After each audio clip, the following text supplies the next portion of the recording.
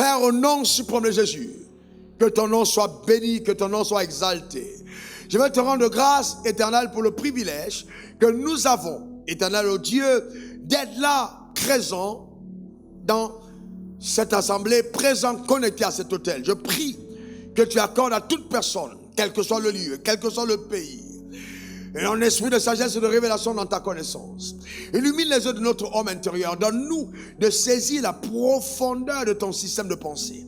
Donne-nous d'épouser la vérité éternelle sans rechigner. Merci pour ton œuvre profonde au nom suprême de Jésus. Accompagne ta parole de signes, prodiges et miracles, qu'elle vienne renverser, démolir le système de pensée acquis éternel de Satan. Et que par ta grâce, le renouvellement de l'intelligence soit éternel en processus, en voie d'accomplissement dans nos vies. Au nom suprême de Jésus, j'ai prié. Que quelqu'un dise Amen 3 fois. Amen, amen, amen. Eh bien, tu peux t'asseoir dans la présence de Dieu. Le thème de notre message aujourd'hui, c'est comment arriver à penser grand. Comment arriver à penser grand. Vous savez que le Dieu que nous servons est un Dieu qui ne s'accommode pas de la petitesse. Et même quand tu rencontres quelqu'un de petit, il a justement cette habileté de transformer la petitesse en grandeur. D'ailleurs, il cache la grandeur dans la petitesse. Il dit, mon petit troupeau ne craint point, c'est de mon bon plaisir de te donner mon royaume. Et donc, il est aussi important de comprendre que si Dieu ne s'accommode pas de la petitesse, c'est que la petitesse est la résultante du système de pensée que nous avons hérité du monde. La résultante du système de pensée de l'enfer. Et c'est pourquoi, après la nouvelle naissance, le travail dans lequel le croyant devra s'impliquer de façon consciente et résolue, c'est celui du renouvellement de son intelligence. Car nous sommes nés de nouveau, nous avons reçu la vie de Dieu en nous. Oui, nous avons la vie de Dieu en nous. La vie Zoé, le genre de vie de Dieu. Nous sommes déjà comblés et bénis de toutes sortes de bénédictions spirituelles dans les lieux célestes en Christ. Dieu nous a déjà prédisposés pour une vie de gloire. Nous sommes donc des candidats à l'abondance selon la parole de Dieu. Mais cependant, c'est important de comprendre que nous ne pouvons pas vivre tout cela si nous n'arrivons pas au renouvellement de notre système de pensée. Dans Romains 12, verset 2, il est écrit « Ne vous conformez pas au siècle présent ». Donc, il ne devrait pas avoir de conformité entre le siècle présent et le croyant. Mais dans quel niveau, à quelle dimension on ne doit pas être conforme? Il dit « Mais soyez transformés par le renouvellement de l'intelligence ». C'est-à-dire que notre manière de voir les choses doit différer de la manière de voir des gens du monde. Puisque nous sommes devenus, par lui, des enfants de Dieu. Donc, il devrait y avoir un processus de renouvellement de notre intelligence. Et la Bible dit, afin que vous discerniez quelle est la volonté de Dieu, ce qui est bon, ce qui est agréable et ce qui est parfait. Donc, vous voyez, donc c'est vraiment important. Et en fait, c'est ça la véritable repentance. La repentance, c'est pas dire, oui, Jésus, je t'ai accepté dans ma vie, c'est bon, tu es né de nouveau en ce moment. Mais le processus de repentance est continuel. Allez, c'est la métanoïa, c'est le changement de mentalité. Voyez-vous, qui s'opère à l'intérieur de nous par la démolition des paradigmes mentaux anciens et l'adoption de la pensée de Dieu. Et c'est ce qui doit prendre place dans la vie de chacun d'entre nous. C'est très important, un changement de mentalité. Et donc, il est impérieux de se poser ces questions. Quelle perception avons-nous de Dieu, le Dieu que nous adorons? Quelle perception avons-nous de nous-mêmes? Voyez, dans le type de vie que Dieu nous réserve, nous ne pouvons avoir accès à elle que si nous autorisons à notre système de pensée d'être totalement modifié. Et cela ne s'opérera qu'avec notre propre contribution. Et il y a une pensée commune à tous les enfants de Dieu. Ce n'est pas de ça qu'il s'agit. Dans cette pensée commune, nous, voyez-vous, nous croyons à la guérison, nous croyons à la santé, pour certains aussi à la prospérité, nous croyons à l'élévation, c'est très bien. C'est une pensée commune. Cependant, quand je dis de penser grand, ça va plus loin. C'est accepter de se laisser mouler par Dieu. Pour mouler par lui, voyez-vous, comme un puissant instrument entre ses mains pour accomplir des exploits remarquables dans notre génération. Se laisser mouler, c'est-à-dire entrer dans le moule de Dieu.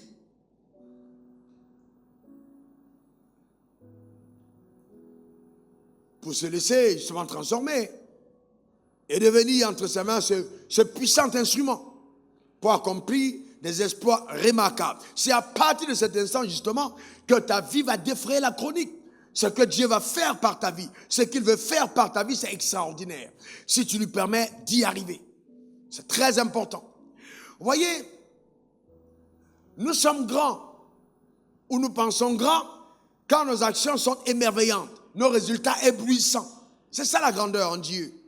On admire et on valorise ce qui est grand et ce qui est excellent. Que cela soit ton partage au nom suprême de Jésus.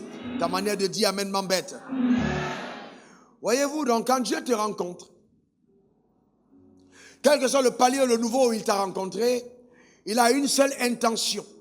C'est de faire de ta vie une personne qui va susciter l'étonnement.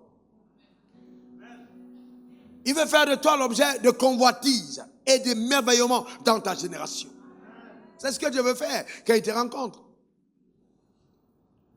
Et donc, pour qu'il y parvienne, il faut justement que tu lui permettes, par le processus du renouvellement de l'intelligence, de lever tes pensées, de les élever, élever tes pensées. C'est très important. Car tout ce que Dieu veut faire pour nous, il le fait d'abord en nous. Tout ce que Dieu veut faire pour nous, il le fait d'abord en nous. En quelque sorte, si ce que tu attends ou ce que Dieu veut faire par toi n'a pas eu lieu en toi, ça n'aura pas lieu au travers de toi. Donc Dieu travaille de l'intérieur. C'est en croyant du cœur, de l'intérieur d'abord. Et après, on le voit visible à l'extérieur. Dans ce que je n'ai pas vu à l'intérieur, je ne le verrai pas à l'extérieur. C'est important, la vie n'est pas un hasard. C'est pas un hasard du tout. Et dans la vie, il faut comprendre, va prendre la direction de tes pensées dominantes. Qu'est-ce qui t'habite comme pensée? Quelles sont les pensées dominantes que tu as? Ta vie prendra la direction de tes pensées dominantes. Et c'est cela, à mon sens, la science, la mathématique, la physique, la chimie, la philosophie de la vie spirituelle. Il n'y a pas de hasard. Les pensées sont des puissantes semences. Une fois qu'elles ont été investies, sémées à l'intérieur de toi, elles porteront des fruits remarquables et visibles dans ta génération. D'ailleurs, toi-même, tu es le résultat d'une sémence. Ton père a sémé quelque chose d'apparemment faible dans ta mère. Et puis, quelque temps plus tard, un bébé est sorti. Et ce bébé-là est devenu la personne que tu es. Voilà ce que la sémence est capable de faire. Et Dieu travaille avec la sémence. Si tu prends le temps d'investir en toi la pensée de Dieu, je te garantis que les résultats, ce sera simplement quelque chose de puissant. Amen. Que Dieu te t'aide justement à arriver à ce niveau-là. Mais très peu de personnes, voyez-vous, acceptent ce processus. On vient à l'église. On veut être touché par Dieu. On veut tomber. On veut un miracle. On veut crier. Mais c'est très bien toutes ces choses. Mais qu'est-ce que tu deviens quand tu te relèves? Ce qui est impressionnant, c'est pas que tu tombes, mais c'est qu'en te relevant, que quelque chose de différent prenne place au travers de ta vie. Je déclare et établis que ce message te permette de te relever dans ta génération et de créer de l'influence dans le nom suprême de Jésus.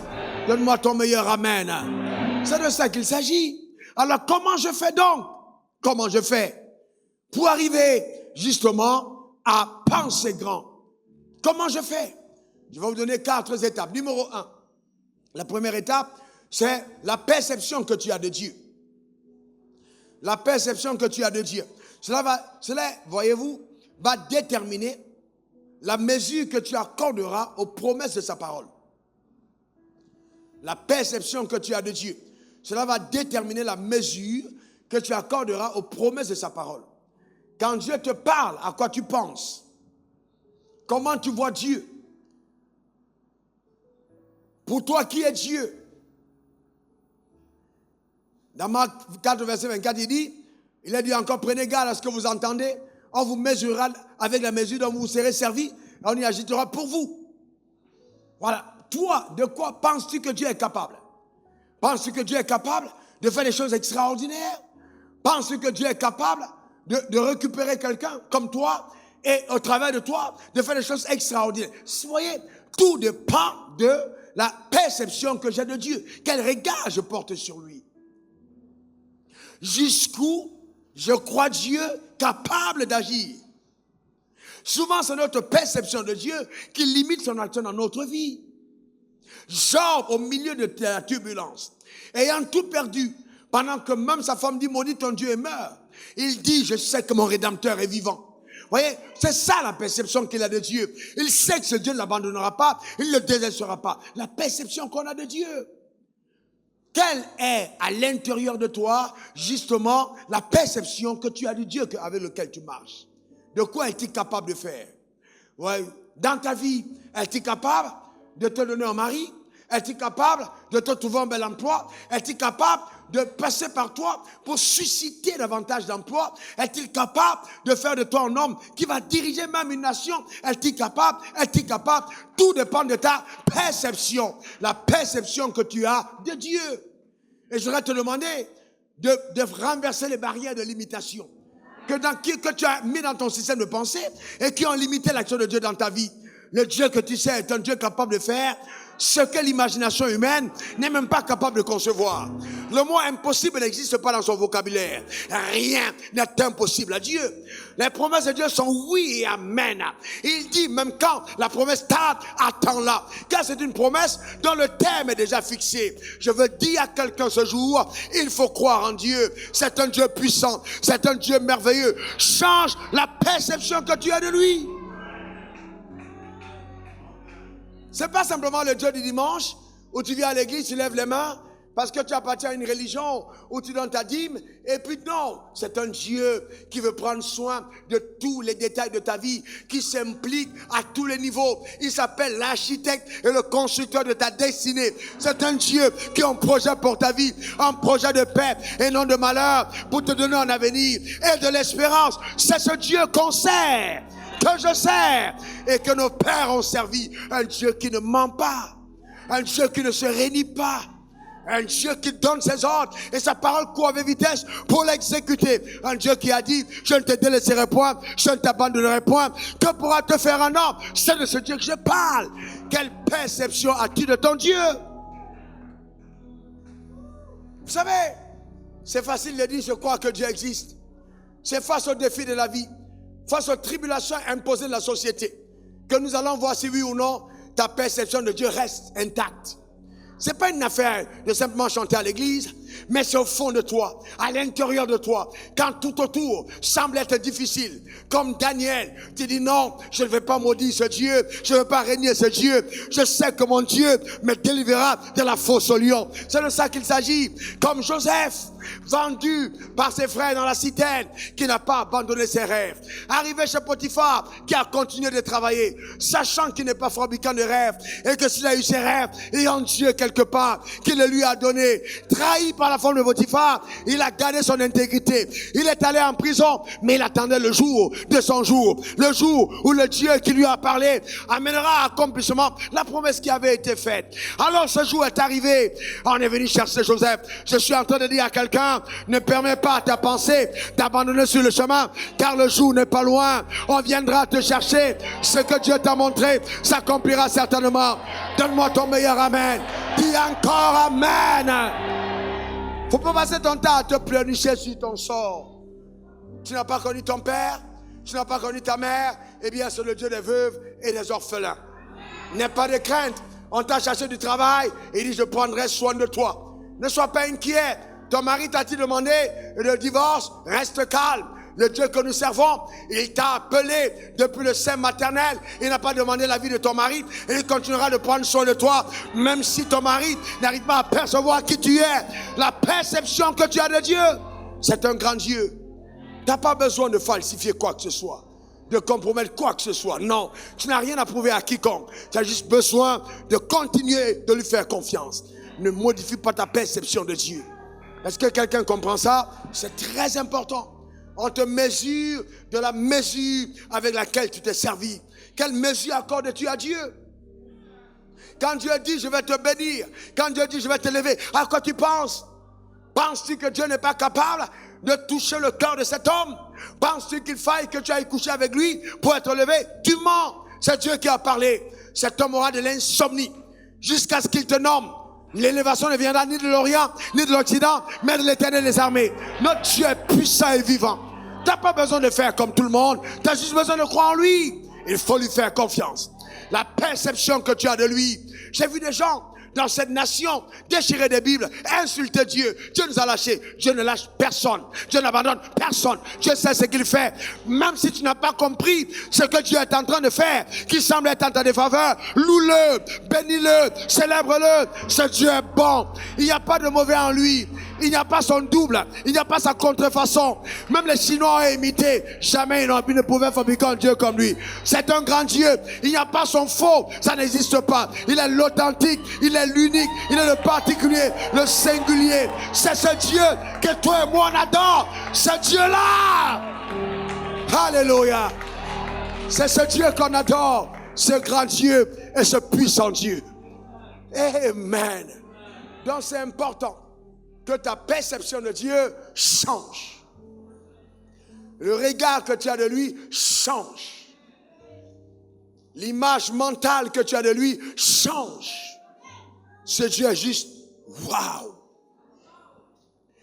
Et de deux, la perception que tu as de toi-même. La perception que tu as de toi-même. Parce que c'est vrai. Ah oui, nous croyons que Dieu peut faire des choses extraordinaires. Mais le diable est tellement rusé qu'il te fera croire qu'il peut le faire avec Abraham, qu'il peut le faire avec Isaac, il peut le faire avec Jacob, mais pas avec toi. Et heureusement qu'Abraham, Isaac et Jacob sont morts, et que David est mort, et que Salomon est mort, et que Pierre est mort, et que Paul est mort, et que Dieu ne s'appelle pas j'étais, mais je suis. Heureusement d'ailleurs que le Dieu que nous servons est un Dieu des vivants, pas un Dieu des morts. Et qu'il y a encore des contemporains aujourd'hui qui peuvent s'identifier comme étant les fils de leur père, marchant avec Dieu. Je vois Dieu éblouir ta vie, changer les couleurs du panorama de ta destinée, redécorer les couleurs du manteau de ta gloire. Donne-moi ton meilleur amen. Dis encore amen. Voyez, notre histoire peut souvent biaiser la perception que nous avons de nous-mêmes. Notre histoire. Notre propre histoire. Matthieu 6, verset 22 à 23. L'œil est la lampe du corps. Si ton œil est en bon état, tout ton corps sera éclairé. Mais si ton œil est en mauvais état, tout ton corps sera dans les ténèbres. Si dans la lumière qui est en toi est ténèbres, combien grandes seront ces ténèbres? Ah oui, le drame, c'est qu'il y a beaucoup de personnes qui sont nées de nouveau, mais qui sont encore enténébrées. Qui ont une mauvaise perception d'eux-mêmes, de la nouvelle création qu'elles sont devenues en Dieu, en Christ. La perception erronée qu'on a de notre être. Et c'est terrible. Voyez-vous, notre histoire. Est-ce que vous savez, et ça je parle de choses très profondes, les choses qu'on ne vous dit pas souvent. Est-ce que vous savez qu'il y a des pensées qui sont des pensées génétiquement héritées? C'est-à-dire que les chromosomes intérieurs de ton être sont venus avec un système de pensée que tu as hérité de tes parents. Depuis 5 générations, les femmes de ta famille sont prostituées. Elles sont rebelles. Elles ne savent pas se soumettre. Et tu as ça. Et c'est à l'intérieur. Et dans tes gènes, quand tu marches, il y a comme une réclamation, pas extérieure, mais d'un système de pensée hérité, vous voyez, de tes pères. Et il y a des pensées culturelles. Vous allez voir des Noirs partout, qui sont d'Afrique, qui sont aux États-Unis, même sur la Lune, vous les trouvez, ils sont noirs. Pas noirs de peau, ils peuvent avoir doucet, mais ils sont noirs. Quand on dit doucet, c'est qu'ils sont devenus blancs, mais noirs. Ils sont noirs. Donc, voyez-vous, mais, écoutez-moi attentivement, noir, la pensée reste noire. Le raisonnement, vous savez que vous avez affaire à quelqu'un de telle culture. Mais pourquoi? Parce qu'il arrive, il y a ce qu'on appelle des pensées culturelles. Des pensées qui émanent de notre culture. Et on peut hériter ce genre de pensée. Et vous savez, quand ces pensées habitent en toi, il faut livrer une guerre, il faut livrer une bataille. Il y a donc, c'est que le mot que j'ai depuis hier quand je prie, les travaux de démolition. Vous devez encercler votre vie et vous dites en chantier. On commence d'abord à démolir parce qu'il y avait une ancienne bâtisse. L'architecte dit, la bâtisse que je vais faire ne correspond à rien à ce qu'il y avait. Donc ce qu'il faut faire, il faut démolir. Et pour certains, on est en train d'arracher les gravats pour les évacuer. Il faut que le terrain soit totalement dégagé. Parce qu'on est en train de mettre quelque chose de nouveau. Et c'est pour ça que Dieu t'a connecté à cet hôtel. Parce que tu es en chantier. Tu es en train de rebâtir à l'intérieur. Donne-moi ton meilleur amen. Donc c'est important. Il y a l'éducation aussi. Ouais, notre histoire éducative. Regardez-nous qui sommes dans ce continent. Pour ceux qui sont de ce côté, vous allez voir que vous connaissez mieux l'histoire de l'Occident ou la géographie même de Paris que celle d'Abidjan, la population de la France que de votre pays. L'éducation a été biaisée, a été falsifiée, a été erronée. Donc ce n'est pas une éducation qui peut t'amener justement à la réalisation véritable de ta destinée. Et donc l'éducation peut biaiser, même en Occident. L'éducation qu'on donne aux enfants. Aujourd'hui, on dit aux enfants, il n'y a pas d'homme ni de femme. La théorie déjà, mais ils vont apprendre ça à l'école. L'éducation peut chambouler ton système de pensée. Les enfants vont poser des questions aux parents sur le fait moi je suis homme mais je veux devenir femme. Un enfant ne comprend pas trop bien ce qu'il fait. Donc il y a tout ça, le système éducatif. Certains d'entre nous, on est limité à la moto parce qu'on a vu Mamadou Obineta ou Diallo avec son vélo. Donc quand on a eu notre moto, on a percé. C'est extraordinaire. Eh bien, on a grandi au ghetto. Et au ghetto, il y avait un seul gars, le vendeur de drogue, c'est lui qui avait la télé. Et les enfants quittaient la maison et tous les soirs, on est attroupés d'autres à la fenêtre pour regarder la télé chez lui. Alors le petit jeune homme qui regarde la télé chez le vendeur de drogue a un seul rêve, devenir vendeur de drogue pour voir la télé, avoir la télé chez lui. Donc c'est la falsification des images mentales. J'appelle ça des paradigmes pollués. Voyez-vous, et ça c'est une évidence. Tu viens à l'église, tu lèves les mains, alléluia, amen. Tant que ce n'est pas renversé, tu vas nulle part. Nulle part du tout. Il faut démolir, il faut renverser, il faut abattre ce système de pensée et adopter le système de pensée de Dieu. C'est ça l'évangile. C'est ça justement la transformation intérieure qui se passe par la nouvelle naissance. On a l'environnement dans lequel on est. L'environnement. Vous ne pouvez pas imaginer ce que c'est d'arriver dans une église. Si on ferme vos yeux, vous arrivez là, vous ouvrez, on vous dit il y a eu enlèvement, vous dites oui, je suis au ciel. C'est un avantage. Parce qu'au moins 2 fois par semaine, vous êtes en train de voir l'organisation de l'excellence, de la gloire, comment ça se va. Moi-même, je le connaissais parce qu'on appelle senteur. Il y a des choses qu'on apprend dans l'environnement. Vous savez, c'est important. Mais tout ça, c'est en côtoyant les uns et les autres. Or, je suis en train de dire que Dieu est en train de te faire migrer à une autre dimension. Ta manière de dire amen m'embête. Voyez-vous, donc c'est important, frère. Et vous savez, je vais vous dire quelque chose qui va être peut-être très choquant pour certains d'entre nous. Vous ne pouvez pas libérer un esclave en étant esclave. Il n'y a pas de possibilité. Dieu lui-même a su que c'est impossible. C'est pourquoi l'esclave de Moïse a dû être adopté dans chez Pharaon pendant 40 ans. Parce que s'il était resté avec ses frères, il serait endommagé dans son système de pensée. Donc qu'est-ce que Dieu a fait? Il a préservé Moïse la vaine manière de penser. Il l'a amené dans un environnement royal. Il ne pouvait croire à la liberté que parce qu'il a connu la liberté. Il y a des gens qui sont esclaves, c'est eux-mêmes qui participent à l'esclavage, c'est-à-dire à se maintenir dans l'esclavage et à attirer en derrière toutes les autres personnes qui essayent d'échapper aux prises de l'esclavage. C'est la même chose dans l'église. La pauvreté a tellement ruiné certaines personnes que dès que tu essaies de t'échapper, c'est les autres frères qui te disent, tu vas où? On est tous dedans. Tu vas t'en sortir, pourquoi? Ah, mais c'est la même chose. C'est ce qui se passe au village. Dès qu'un frère a percé, tout le monde est là, les tantes, les oncles, les tantes. Et puis, si tu commences à aider tous, vous devenez tous pauvres. Donc il faut bien comprendre, dans la structuration de l'intelligence et de la sagesse, que si Dieu veut t'amener loin, il y a une démarche, scientifique à mener en coopération avec l'intelligence du Saint-Esprit qui t'amène à la lumière des lumières pour sortir de ce trou-là. Si tu n'as pas collaboré avec, tu ne vas nulle part. Et c'est là que vous allez voir des gens qui sont esclaves avec des slogans terribles. Si ton argent n'a pas servi à quelqu'un d'autre, c'est que tu n'es pas riche. Mais tu n'as jamais rien eu. C'est des slogans. Vous voyez, tant que vous savez, quand celui qui te demande ne reçoit pas de toi, il te colle des étiquettes. Mais c'est terrible. C'est choquant parce que la vie n'est pas injuste. La vie est la conséquence de certaines lois mises en marche. Ça veut dire que si tu étais plus juste et plus droit, c'est toi qui devais avoir. Si tu n'as pas ce que la vie elle-même est Dieu au-dessus de celui qui régule la vie, a jugé que dans ton système de pensée et ton raisonnement, ton niveau ne permet pas que tu aies accès à ça. Donc tais-toi. Tu ne sais pas de quoi on parle. savez, la Bible dit que l'ignorant, quand il s'était, il passe pour sage. Souvent, notre imbécilité est visible par le fait que nous parlons vite. Il faut savoir se taire. Parce que tu ne sais pas de quoi il s'agit. Voyez-vous? C'est comme un homme qui dira, oui, dans tous les cas, vous savez, hein, un homme il va pouvoir payer le loyer de sa maison. Voilà comment sa femme va faire. Tu n'as jamais habité une maison seule. Donc, tu ne sais pas de quoi il s'agit. Donc, voyez-vous, c'est très important que nous comprenions. Hein, il faut sortir soi-même de l'esclavage. Moïse a dû être adopté chez Pharaon.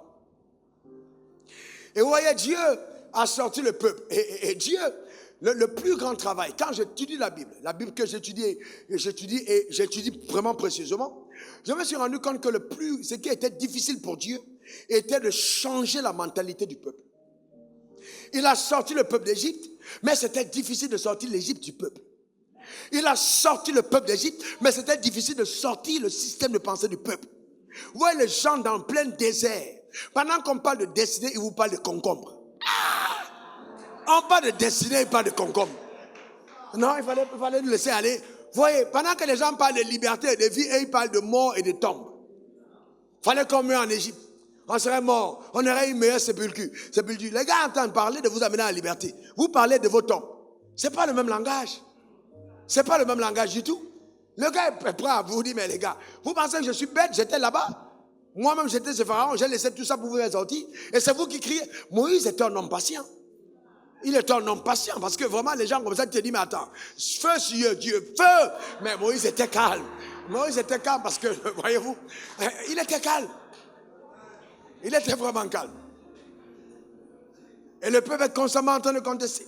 Et regardez, oh, Dieu est trop grand, Dieu est trop grand, Dieu est trop grand. Regardez Deutéronome 28, verset 12. Regardez Deutéronome 28. Et est-ce que Dieu va dire? Il dit, l'Éternel t'ouvrira son bon trésor le ciel pour envoyer à ton pays la pluie en son temps. Et il dit, il parle à un peuple. Il n'est pas en train de parler au roi. J'aurais aimé qu'il parle là au roi, mais il parle aux esclaves. 430 ans d'histoire d'esclavage. Mais voilà un peuple à qui Dieu dit, l'Éternel t'ouvrira son bon trésor le ciel. Qu'est-ce que Dieu essaie de faire? Changer la perception que vous avez de vous-même. La richesse ne vient pas seulement de la terre, il y a un ciel. Il n'y a pas que la BCAO, non. Il y a encore la banque du ciel. Elle existe. Ne dépendez pas de l'économie terrestre, simplement, j'ai un bon trésor ici. Même si tout est fini sur terre, il y a encore des ressources là-haut. Donne-moi ton meilleur amen. Dis encore amen. Amen. Vous devez apprendre à jouir de l'économie du ciel. C'est pas la même chose. On peut dévaluer le franc CFA, mais on ne dévalue pas la monnaie du ciel. C'est pas possible. La foi n'est jamais dévaluée. Jamais de la vie. Donc c'est important de comprendre ça. Mais le verset 13, s'il te plaît, il dit, l'Éternel fera de toi. Il fera. Il fera. Comme vous dites, mon gars, je ne compte pas sur vos diplômes. Je ne compte pas sur vos expertises. Je sais, vous allez me dire, vous n'avez pas fréquenté les grandes écoles comme les Égyptiens. Mais moi, je ferai de toi. Je ferai moi. Laisse-moi agir. Je t'ai pris comme tu étais. Je prends l'indigent, le fumier de la boue pour le faire asseoir les rois à leur table. Laisse-moi faire. Je ferai de toi la tête et non la queue. Et il dit, tu seras toujours en haut. Aïe, aïe, aïe, aïe, aïe. Et tu ne seras jamais en bas. Donc que cela soit ton partage. Donne-moi le meilleur des amens. Dis encore amen. Tu seras toujours en haut. Comment peut-on parler ainsi à un peuple esclave? Oh Dieu, non, le langage est trop élevé. Ils ne sont pas allés à l'école. Pour faire élévation, on n'a pas besoin d'être diplômé pour comprendre. Je dis, Dieu va t'élever. Au nom suprême de Jésus. Donne-moi le meilleur des amens. Est-ce qu'on a besoin d'être agrégé pour comprendre ça? Tu es la tête, tu seras la tête. Donne-moi le meilleur des amens. Ce n'est pas une affaire de philosophie, c'est la vérité. C'est ce que Dieu dit. Mais qu'est-ce qu'il fait? Il est en train de changer le paradigme mental. De modifier, de faire sortir l'esclavage d'eux. Cette pensée-là, des pensées de sauterelle, de limitation, cette pensée de mendicité, cette pensée, voyez-vous, qui ne les amène pas à rêver. Il dit, sortez de là. Sortez de là. Et tu viens à l'église, et il y a des complices de Pharaon à l'église. C'est quoi ces histoires? Il va te sortir de là. Je déclare que tu sors de là. Ta manière de dire Amen m'embête. C'est ce que Dieu fait. Changer la perception que tu as de toi. Et regardez bien. Et vous allez voir que même les Noirs, vous voyez les Noirs, il arrive en France, il arrive aux États-Unis. Vous le voyez bien. Quand vous le voyez même dans la rue, vous savez qu'il a un problème. C'est pas que les Blancs ne l'aiment pas, il a un problème. Lui-même, il a un problème avec lui-même. Donc quand les gens le regardent, ils disent « Ah, c'est parce que je suis noir ». Même quand on l'admet, c'est parce que je suis noir. Non, on m'a refusé de travailler parce que je suis noir. Je vais passer les jours là. Oh, feu sur lui. Non, c'est pas que tu es noir. C'est pas parce que tu es noir. En fait, les gens sont simplement émerveillés de voir quelqu'un de différent. Tu es différent, c'est normal. Hein? Quand on a des blancs à l'église, on est émerveillés. Nos blancs sont là, ils nous émerveillent. Ils ne sont pas comme nous, mais ils sont blancs de peau. C'est leur habitation, c'est leur maison qui a cette couleur. Mais à l'intérieur, c'est ce qui nous valorise, c'est ce qui est dedans. Ok, d'accord, si on a dit que tu es noir, il faut avoir des idées blanches. C'est plus simple. Il faut avoir des idées blanches.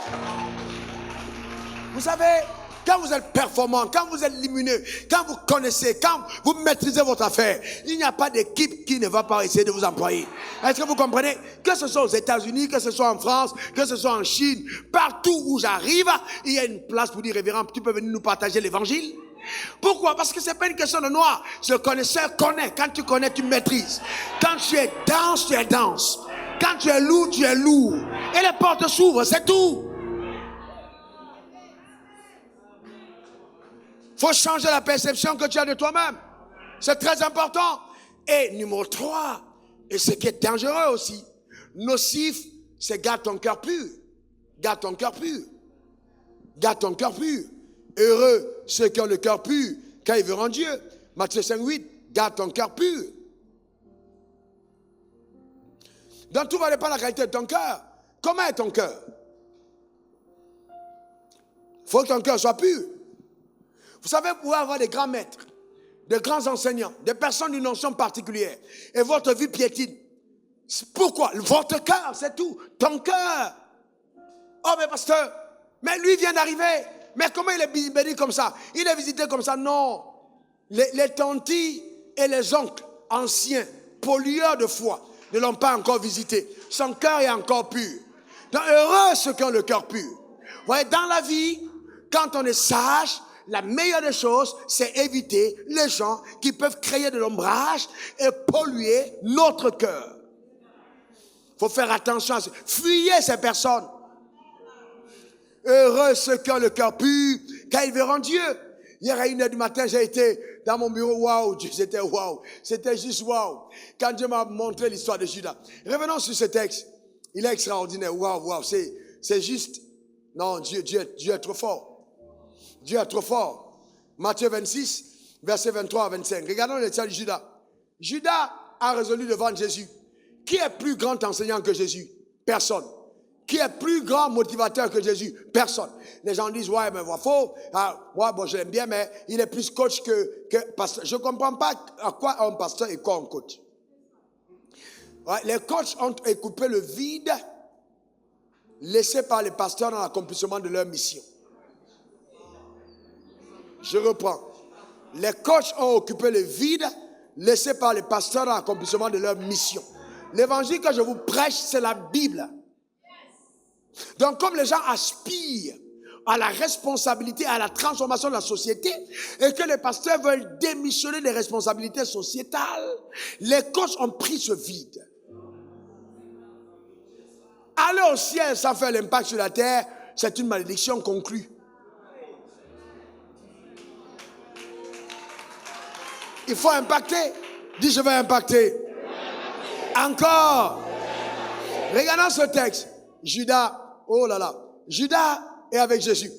Et Jésus dit, quelqu'un parmi vous là, regardez, celui qui a mis avec moi la main dans le plat, c'est celui qui me livrera. À ce moment, Judas était en train de prendre dans le même plat que Jésus. Donc, les deux mains sont dans le plat. Regardez la suite. Verset 24. Le Fils de l'homme s'en va, selon qu'il est écrit de lui. Mais malheur à l'homme par qui le Fils de l'homme est livré. Mieux vaudrait pour cet homme qui ne fût né. Ça, c'est le Messie. Celui qui a ressuscité les morts avec Judas. Judas a vu la main de Dieu par Jésus. Judas était le témoin des miracles. Il était aussi à la caisse. Il voyait en même temps les entrées miraculeuses. Donc il était bien placé pour comprendre que cet homme-là, il n'est pas normal. Il y a quelque chose avec lui qui n'est pas commun. Mais au lieu de ça, regardez, Judas qui le livrait prit la parole sans être introduit. Quand vous commencez à avoir des collaborateurs qui vous interrompent quand vous parlez, qui veulent donner leur avis, il prit la parole et dit, est-ce moi, Rabbi? Jésus lui répondit, tu l'as dit. Ouais, alors, attends, je vous pose une question. Est-ce que Jésus ne savait pas que c'était Judas? Est-ce que Judas ne savait pas que c'était Judas? Alors, je vous explique pourquoi Judas a posé la question. Parce qu'il voulait toujours paraître bien aux yeux de ceux qui étaient autour. Il savait que son respect venait de l'estime que Jésus lui portait. Alors, pour maquiller ça, il dit, est-ce moi? Pour que les autres, ils sèment le doute dans la pensée des gens, se disant que les gens ne sauront pas ce qu'il fait. En tout cas, ça restera entre lui et les pharisiens. Ils ont déjà fait leur deal. Il ne doit pas savoir. Vous ne pouvez pas marcher avec un homme de Dieu et il ne sait pas. Le problème, c'est que l'homme de Dieu sait.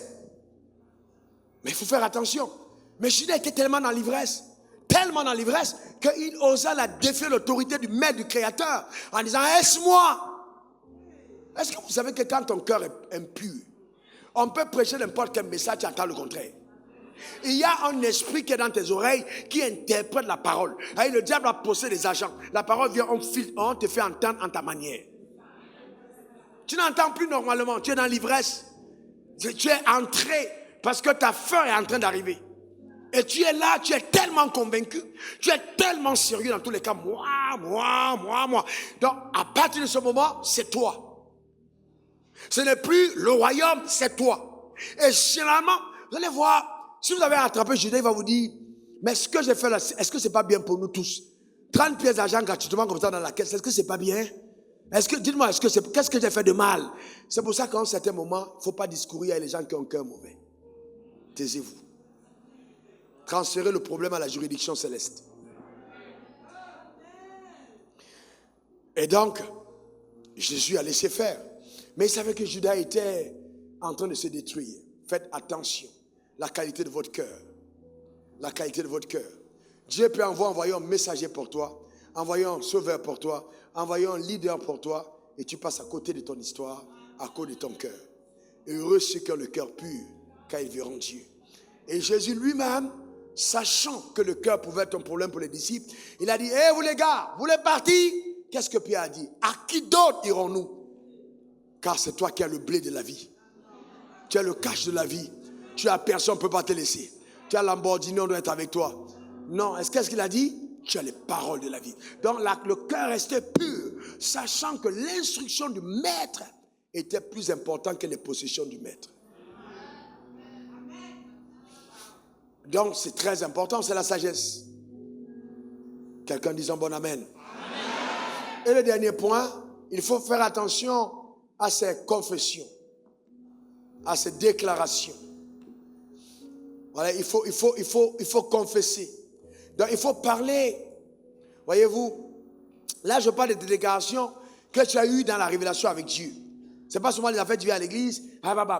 Hey, frère, vous savez, on peut dire les mêmes choses et ne pas dire la même chose. Tout dépend de la révélation personnelle. Quelqu'un dit après moi révélation. Encore révélation. Josué 1, verset 8.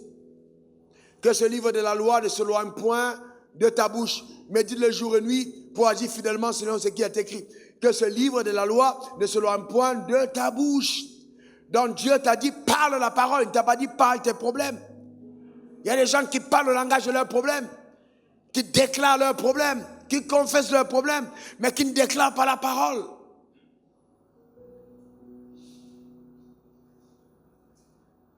Ah non, vous avez entendu ça? C'est parce que je n'ai pas d'argent. Sinon, si j'avais l'argent, je vous garantis, j'aurais personne dans la vie. Mais Dieu qui veut te faire percer et mettre de l'argent. Si l'argent te manque, c'est que ce n'est pas ça le problème. Il doit y avoir un autre problème qui crée le manque d'argent. Dieu n'est pas stupide. Dieu n'est pas bête. Non, il y a un autre problème qui crée ça. Non, c'est parce que mon oncle ne veut pas m'aider. Vous avez entendu ça, non? Mon oncle ne veut pas m'aider. Parce que mon oncle ne veut pas m'aider. Hein? Un autre jour, Et il y a un monsieur qui est venu me voir. Il était plus âgé que moi. Vous savez ce qu'il m'a dit? Il dit, je suis orphelin. Moi, j'ai dit, je suis orphelin. Comment tu me dis, tu es orphelin? Tu es plus costaud, plus fort. Et tu me dis orphelin. Et tu commences à dire, j'ai dit, moi aussi, je suis orphelin. Donc, on est tous dans le même lot. Est-ce que vous comprenez ça? Donc, vous voyez, il faut apprendre à changer de langage. Ce sont des personnes qui savent confesser la parole de Dieu. Ils l'ont vaincu à cause du sang de l'agneau, à cause de la parole de leur témoignage. Apprenons à parler le langage de la parole. C'est important. Non mais pasteur, tu ne sais pas ce que je traverse. Tu ne sais pas ce que je vis, frère. Je te dis, confesse le langage de la parole. Le Dieu que nous servons ne ment pas. Appelle les choses qui ne sont pas comme si elles étaient. Affirme la parole. Le problème, c'est qu'au lieu de rester chez toi à lire la Bible, à méditer la Bible, tu passes de maison en maison. Pour que les gens vont te donner quoi? Tu commences à aller appeler telle personne. Non, tu sais, on m'avait dit, non, tu sais. Mais frère, tu vas aller nulle part. Reste à la maison, lis la Bible, investis en toi et professe-la. Et observe pour voir ce que le Dieu de la Bible est capable de faire dans ta vie. C'est de ça qu'il s'agit. Change la confession de la Bible, la parole de Dieu. Déclare le langage de Dieu. Les faibles disent, je suis... C'est Dieu qui a dit non. Les faibles disent quoi?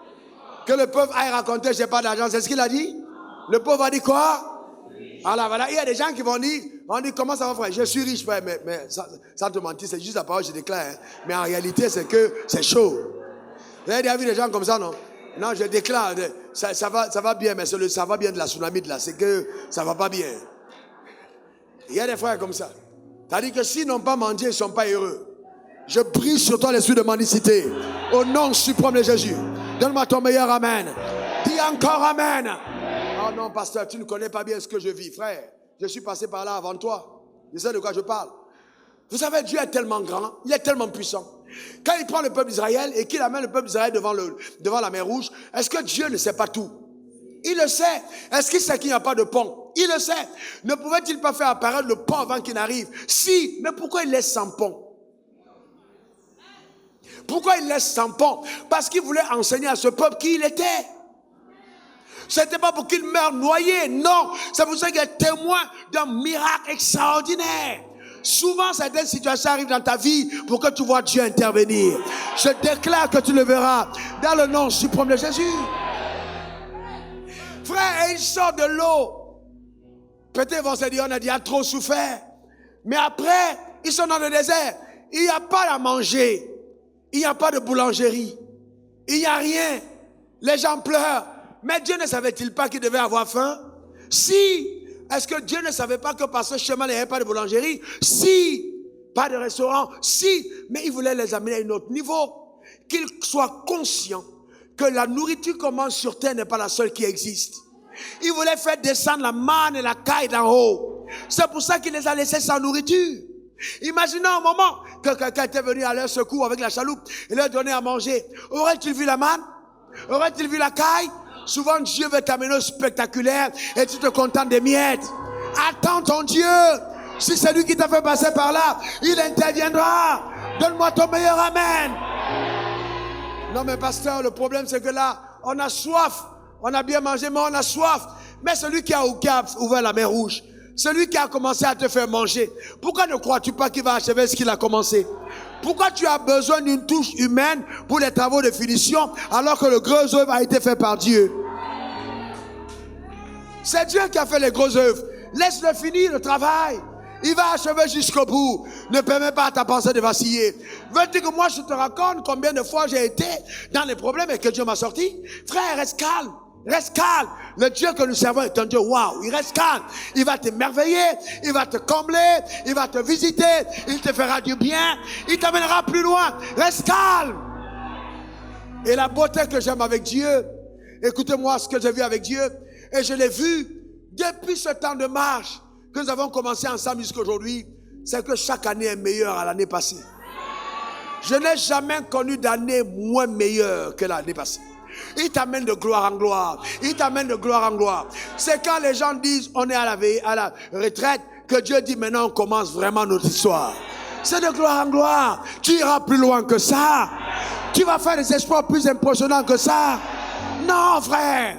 Dieu n'a pas seulement envie, quand tu es chez toi malade, de venir pour t'empêcher de souffrir. Non, il veut ôter ce mal. Il veut guérir ce mal. Il veut faire de toi un témoignage. C'est ce que Dieu fait.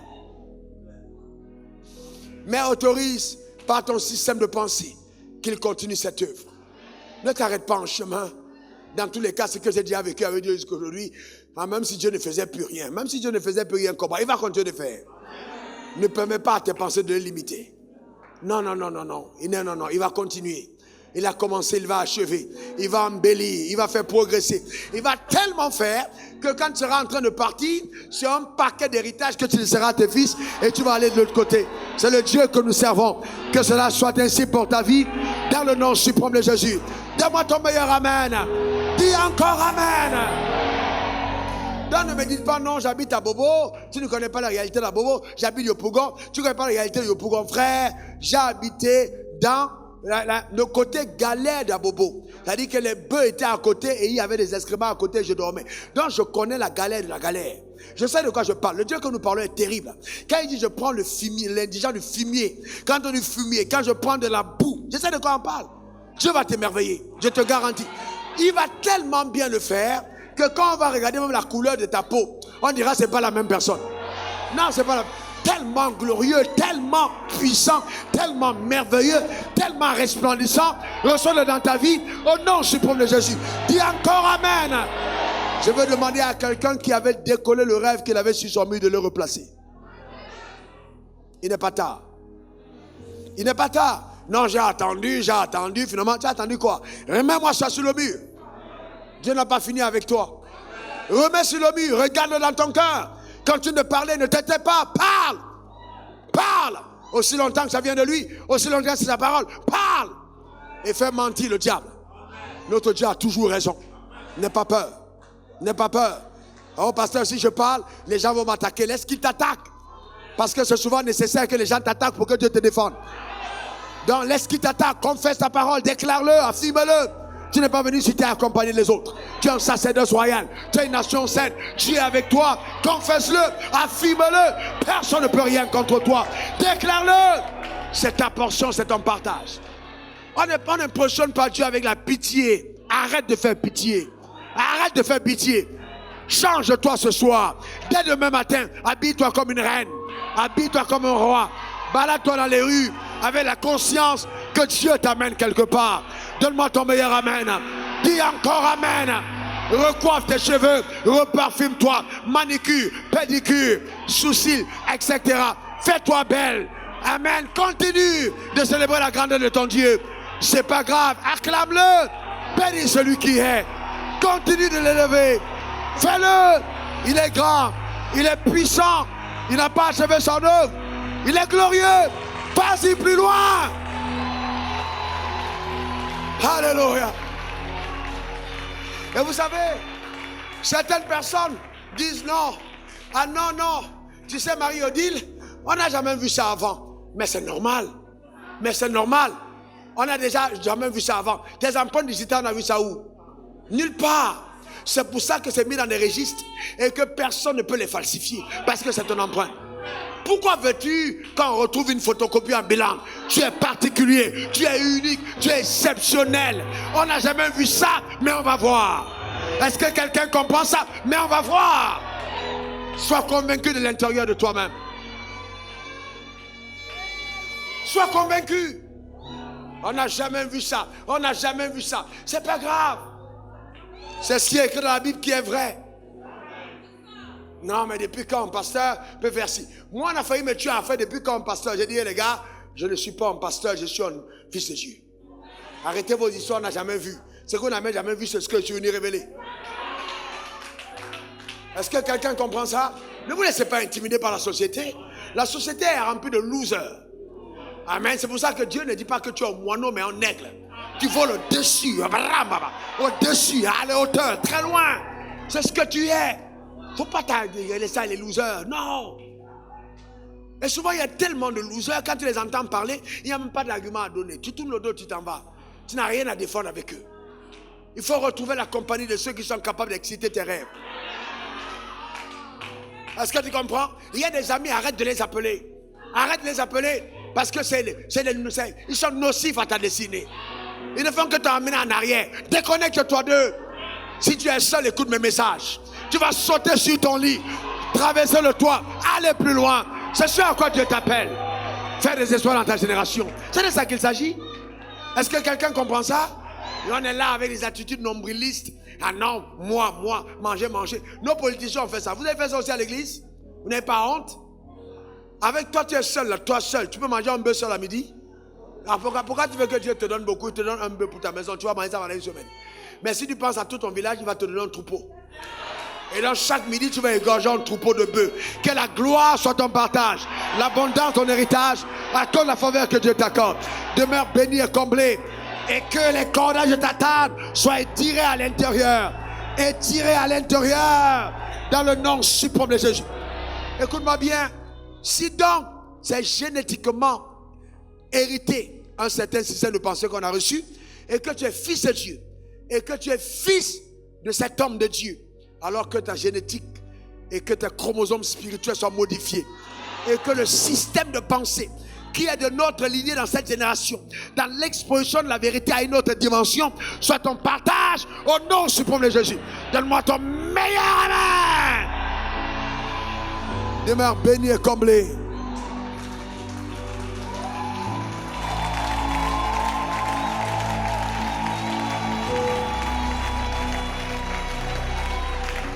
Alléluia. Amen. Frère, le royaume des cieux a forcé les violences en empare. Si vous ne faites pas attention, vous allez commencer à marcher nu. Tellement les gens sont en train de vous oppresser. Tu portes le gars, on dit tu fais le malin. Tu portes le costume, tu fais le malin. Tu portes le t-shirt, tu fais le malin. Tu as un culotte malin, pantalon malin. Ils veulent que tu marches nu, mais on s'en fout. Il faut aller, toi, marcher à la cadence de ce que Dieu t'a mis en cœur. Est-ce que quelqu'un comprend ça? N'écoute pas les gens, écoute la fréquence intérieure. Sois ce que Dieu veut que tu sois à l'intérieur de toi. Que Dieu te bénisse. Demeure comblé. Et ça, c'est que la mise en bouche.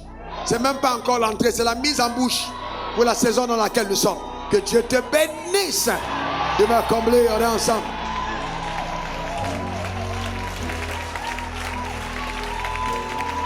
Acclame très fort Jésus pour la vérité. Merci Seigneur. Alléluia. Mets ta main sur ton cœur, prends de nouvelles résolutions. Prends de nouvelles résolutions. Commence à parler à Dieu, prends de nouvelles résolutions. Commence à parler à Dieu, prends de nouvelles résolutions. Prends de nouvelles résolutions par le Saint-Esprit. Parle à Dieu, prends de nouvelles résolutions. Prends de toutes nouvelles résolutions. Prends-les maintenant devant le trône de la grâce. Prends-les, de nouvelles résolutions. Prends-les devant Dieu. De nouvelles résolutions. Nouvelles résolutions, prends-les. Prends de nouvelles résolutions, prends-les maintenant. Au nom suprême de Jésus. Prends de nouvelles résolutions, prends-les. Au nom suprême de Jésus. À tes résolutions répondra le succès. Parle à ton Créateur, prends de nouvelles résolutions. Et reçois le cœur pur, car ils verront Dieu. Prends de nouvelles résolutions dans ton âme. Oh, engage ton être entier. Prends de nouvelles résolutions par le Saint-Esprit. Au nom suprême de Jésus, prends de nouvelles, puissantes, véritables résolutions. Prends-les. Au nom suprême de Jésus, prends-les.